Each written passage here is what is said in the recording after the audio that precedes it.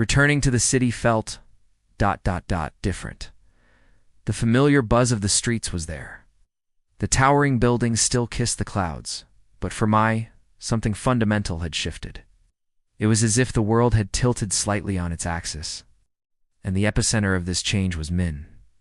The very next morning, as she walked into the lobby of their office building, there he was.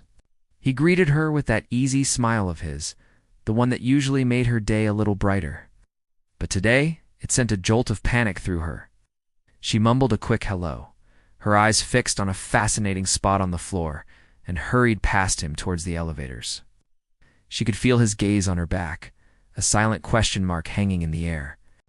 The brief moment felt like an eternity, and the hurt that flickered in Min's eyes before the elevator doors closed was a pang in her own heart. She didn't mean to be cold, but her own feelings were a tangled mess she couldn't yet unravel. At lunch, Lan, ever perceptive, cornered her. "What's going on with you and Min?" she asked, her tone leaving no room for evasion. "You practically ran away from him this morning?" Mai sighed, pushing her food around her plate. She couldn't keep it in anymore. "I don't know, Lan," she confessed, her voice barely a whisper. "After the trip, I think I might like him, and it scares me." Lan's expression softened. She simply patted Mai's hand, a silent gesture of understanding that meant more than words ever could. The rest of the day was heavy with unspoken tension. Min was unusually quiet during the team meeting, his usual insightful contributions replaced by a withdrawn silence.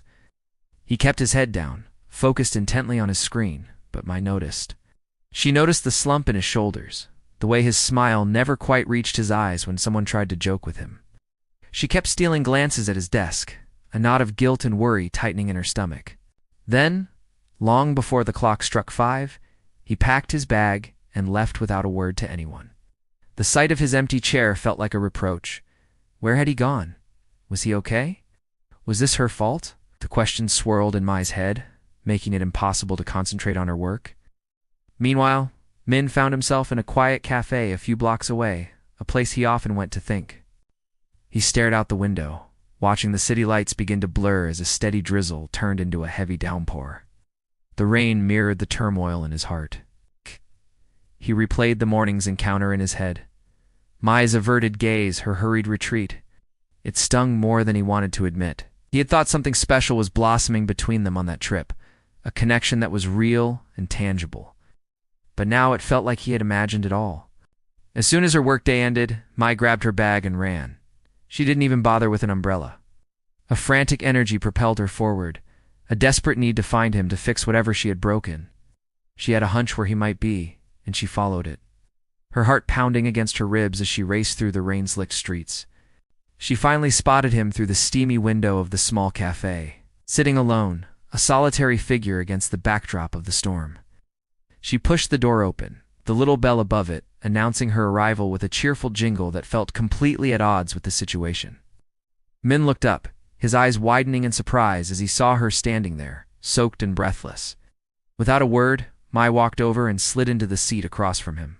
For a long moment, they just sat in silence, the only sounds being the drumming of the rain and the soft clink of spoons against ceramic. Finally, Min broke the quiet. "What are you doing here, Mai?" he asked, his voice low. "You're soaked."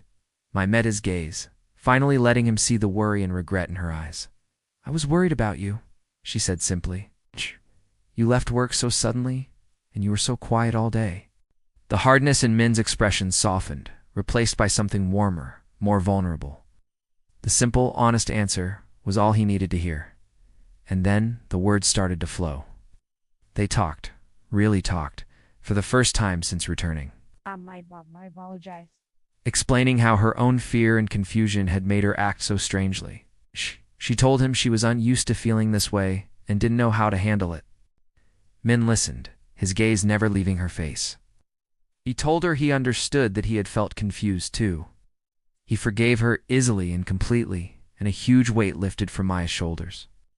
When the rain finally subsided to a gentle patter, they left the cafe together.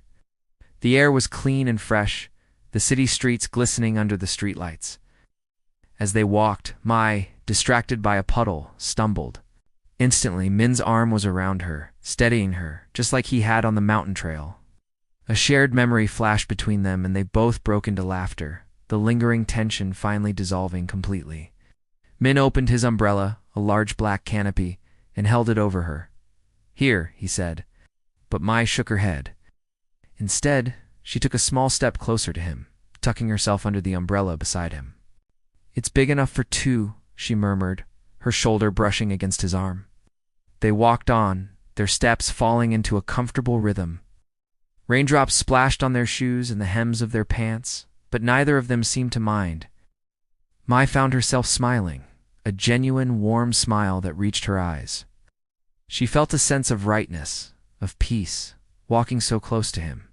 Out of the corner of her eye, she caught Min stealing glances at her, a soft, unreadable expression on his face. Too soon, they arrived at her apartment building. The walk had felt both incredibly long and ridiculously short. They stopped at the entrance, and Mai hesitated, not wanting the night to end. Min, sensing her reluctance, simply said, "Good night, Mai." He started to turn away. "Min," she called out, her voice soft. He stopped and turned back, a question in his eyes. "Thank you," she said, her voice filled with a meaning that went far beyond the umbrella or the walk home. "For everything." A gentle smile touched Min's lips. "Good night," he repeated, his voice softer this time.